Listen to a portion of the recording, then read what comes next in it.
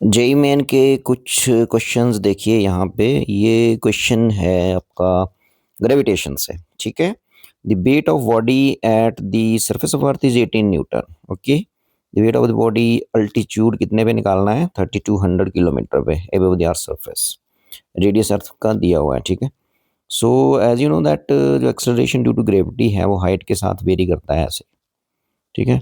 सो जो आपका फॉर्मूला रहता है वो रहता है, ये देखिए, G M upon R plus H whole square, ये, ठीक है। सो जैसे हम यहाँ पे यदि हम डायग्राम बनाने की कोशिश करते हैं तो जैसे रेडियस अर्थ का हो गया आर और हाइट एच गए हैं हम कितना, 3200 किलोमीटर।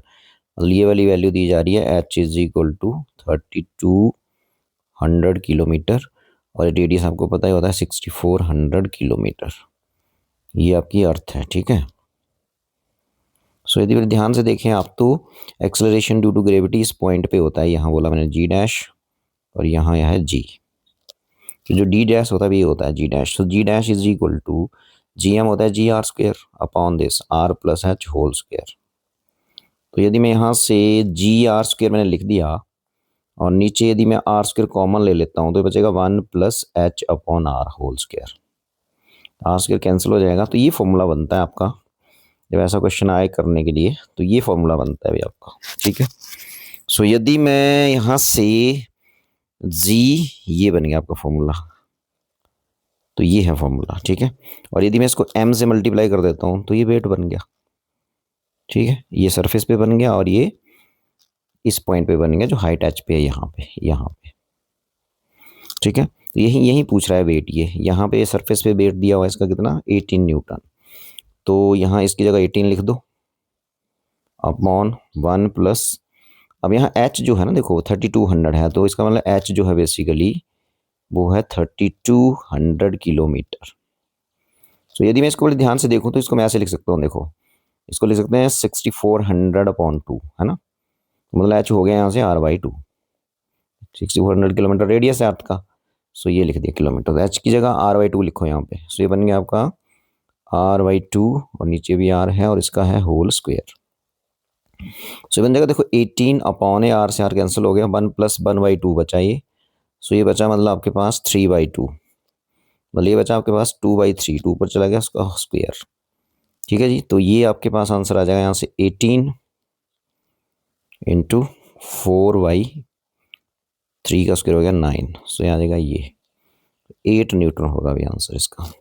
और सरफेस पे यदि वेट 18 न्यूटन है तो हाइट 3200 किलोमीटर पे सेम बॉडी का जो वेट है वो हो जाएगा 8 newton. So option 4 is correct. Okay, so एक और क्वेश्चन देख लेते हैं। ये देखिए सिंपल दिस क्वेश्चन, ये जो क्वेश्चन है ये है आपका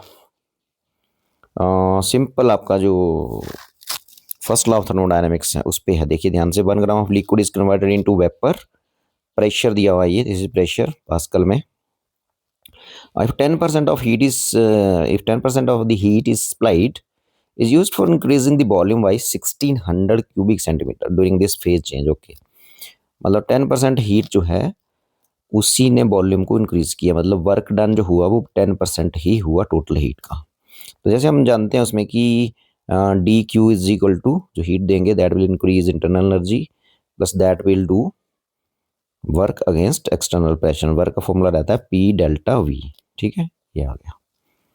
सो यदि मैं यहाँ से बड़े ध्यान से देखूँ तो ये जो पी डब्ल्यू, ये जो आपका पी डेल्टा वी है जिसको हम वर्क डन भी बोलते हैं, तो यहाँ से देखो ये डी डब्ल्यू निकाल लेते हैं। पी डेल्टा वी, देखिए पी की वैल्यू बताइए कितनी है, पी है 3 इंटू ऐसा ही सिस्टम में वैल्यू भरी जा रही है 3 × 10⁵ पास्कल। वॉल्यूम में चेंज आ रहे हैं हम, कितना इंक्रीज कर रहे हैं वॉल्यूम को, तो आ जाएगा 1600 सेंटीमीटर क्यूब। मीटर क्यूब बनाइए इसके, सेंटी होता है 10⁻⁻² और उसकी पावर कितनी है, क्यूब करना है तो 3 है। देखो यहाँ पे ये बन गया क्यूबिक मीटर में, तो ये आ जाएगा देखो आपका 3 × 16, ये आ गया, और ये हो गया 10⁵ यहाँ और 2 यहाँ 10⁻⁷, और ये हो गया 10⁻⁻⁶। पावर्स मल्टीप्लाई हो जाएंगे, -6 है।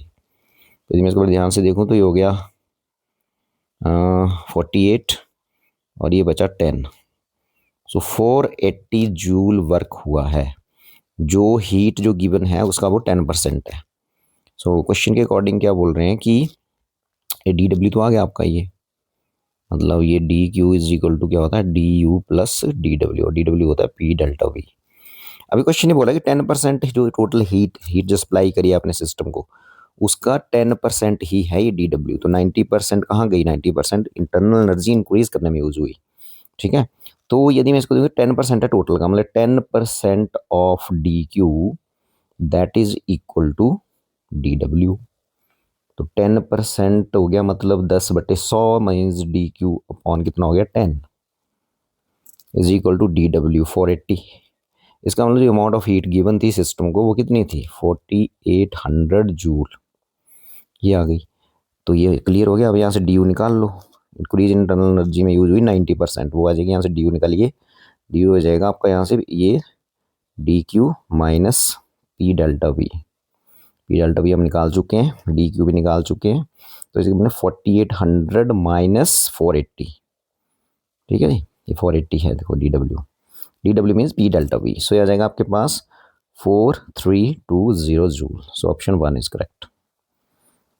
Very simple question on first law of thermodynamics. एक बड़ा सिंपल सा और क्वेश्चन देखते हैं। ये है आपके उसके ऊपर इजी आपके पास एक ये है करंट कैरिंग लूप है, और इसमें सपोज करते हैं करंट आई चल रहा है। ठीक है, आई करंट लिख दिया मैंने यहाँ पे, और इसका जो रेडियस है उसको मैं आर ले लेता हूँ, और ये इसका सेंटर है, और डिस्टेंस एक्स पे जाके इसकी एक्सिस पे कोई पॉइंट पी है ये, यहाँ जो मैग्नेटिक फील्ड होती है इस पॉइंट पे वो होती है B is equal to mu naught upon, ये पता होना चाहिए आपको, ये म्यू नॉट अपॉन 4 पाई, और ये बन जाएगा आपका 2 पाई आई और आर स्क्वेयर रेडियस का स्क्वेयर अपॉन ये रहेगा यहाँ पे R square plus X square power आएगी 3/2। तो ये फॉर्मूला होता है magnetic field intensity at a point on the axis of current carrying circular coil, और जो पॉइंट है वो उसके सेंटर से कितना दूर है एक्स डिस्टेंस पे है, और रेडियस कितना है आर है। तो ये है सर्कुलर लूप का radius R, carrying current 1 ampere. ठीक है, 1 एम्पियर लिखना आई की जगह आपने। ठीक है, the ratio of magnetic field at the centre and at a distance R from the centre. अब ये बोल रहा है कि सेंटर पे क्या होगी, तो यदि मैं सेंटर पे निकालना चाहूँ तो सेंटर पे x0 हो जाएगा। ठीक है, तो यदि मैं यहाँ पे सेंटर पे निकालना चाहूँ तो एट सेंटर x क्या हो जाएगा 0 हो जाएगा,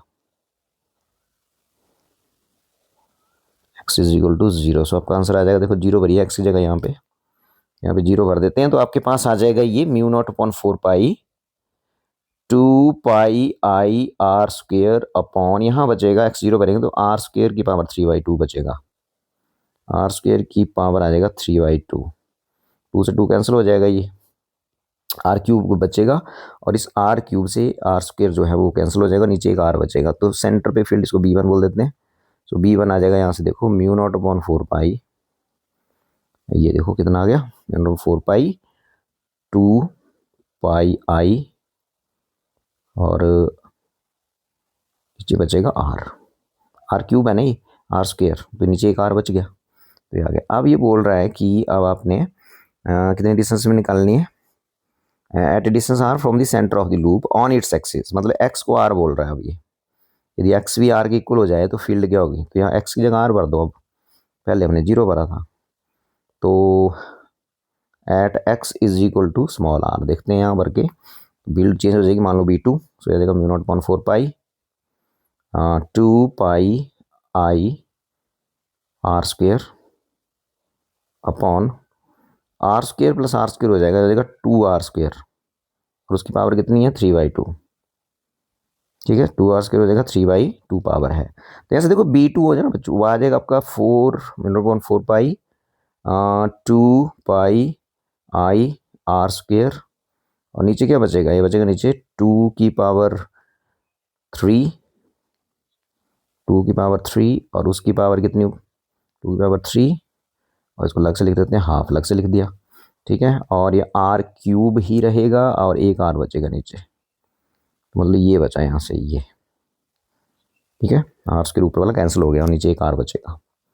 अब मैं इसको क्या लिखूँ, देखो इसको लिखूंगा mu naught upon 4 pi 2 pi I upon क्या भी, हाँ ये बन गया आपका 8 की पावर हाफ, मतलब ऐसे लिख दो 8 पावर हाफ और आगे आर है, तो आ जाएगा B2 is equal to mu naught upon 4 pi 2 pi I upon ये अंडर रूट 8 क्या होता है, अंडर रूट 8 होता है 2 अंडर रूट 2, ठीक है, तो ये आ जाएगा। तो अब B1 अपॉन B2 पूछ रहा है वो, ये दोनों का रेशियो पूछ रहा है, देखो the ratio of the magnetic field पूछ रहा है, तो B1 अपॉन B2 कर दो, तो आ जाएगा B1 upon B2 that is equal to B1 ये है आपका और आपका B2 जो है वो ये है, तो ये देखो ये कैंसिल हो गया सारा, ये इससे कैंसिल हो जाएगा, तो ये नीचे क्या बचेगा, हाँ 1/√2 अंडर रूट 2, ठीक है। सो B1 ये ऐसे और ये चला जाएगा ऊपर को, तो बचेगा 2 अंडर रूट 2 अपॉन 1, ये बना आपका, ठीक है। मतलब B1 को डिवाइड करना है B2 से, तो ये जो मैंने सर्कल में बंद करा ये इससे कैंसिल हो जाएगा, ये नीचे है तो नीचे वाला ऊपर चला जाएगा, तो 2√2 अपॉन 1।